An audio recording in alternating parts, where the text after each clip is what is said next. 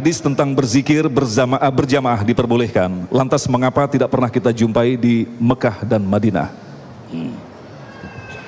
Anda perlu tahu bahwa Makkah Madinah dikuasai oleh mazhab yang tidak membenarkan zikir berjamaah. Sejak kapan? 1924. Kapan itu? Revolusi King Saud. Sekarang raja yang ketujuh namanya Salman bin Abdul Aziz, menggantikan ayahnya. Namanya siapa? Menggantikan kakaknya. Siapa namanya? Abdullah bin Abdul Aziz. Menggantikan kakaknya. Siapa namanya? Fahad bin Abdul Aziz. Menggantikan kakaknya. Khalid bin Abdul Aziz. Menggantikan kakaknya.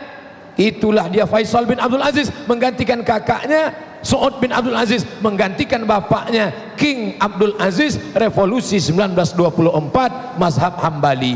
Mazhab yang menguasai sekarang tidak membenarkan zikir bersama. Adapun sebelum 1924, maka di sana ada mazhab Hanafi, Maliki, Syafi'i, Hambali. Bahkan kita bangga karena Imam Masjidil Haram meninggal tahun 1916. Siapa namanya? Syekh Ahmad Khatib Al-Minkabawi, Minangkabau, ulama besar, mufti mazhab Syafi'i. Maka jangan jadikan Makkah Madinah sebagai patokan, tapi lihatlah dalil Al-Quran dan Sunnah. Masya Allah, tidak dilarang. Satu pertanyaan lagi untuk Ustadz Abdul Somad.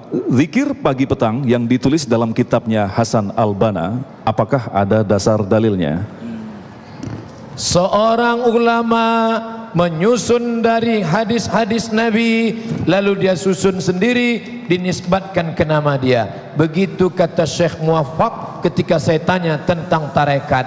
Syekh, kenapa Syaziliyah membuat zikir ini? Karena Syekh Imam Abdul Hasan Asy-Syazili, lalu dia melihat ini yang sesuai zikir untuk murid saya, maka dia susunlah kumpulan zikir-zikir berdasarkan Quran dan Sunnah, maka disebut dengan tarekat Syaziliyah.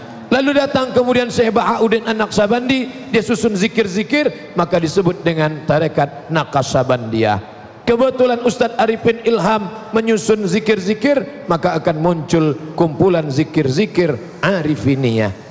Belum ada kumpulan. Maka datanglah Imam Syahid Hasan Al-Banna, dia susun dari hadis-hadis, maka lihatlah zikirnya di atas, ada footnote di bawah. Dan ulama Saudi Arabia pun melakukan itu, zikir hadis riwayat Bukhari, hadis riwayat Muslim, hadis riwayat Tirmizi, hadis riwayat Nasai, dan mereka mengambil dari kitab-kitab hadis sama seperti yang disusun Imam Nawawi dalam kitab Al-Azkar, kumpulan zikir-zikir. Masya Allah. Baik pemirsa.